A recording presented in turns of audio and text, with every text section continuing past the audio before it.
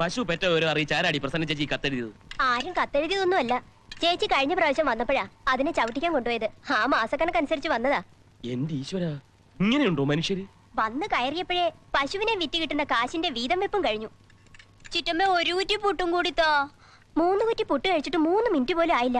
ഇതെവിടാടാ പോകുന്നത്? പ്രാവാതിരി പുട്ടുണ്ട് കൊടുക്ക്. ഇവന് കൊക്കപ്പുടിന്റെ സൂക്കടുള്ളതുകൊണ്ട് എപ്പോഴും വിശപ്പാ കൃഷ്ണൻകുട്ടി.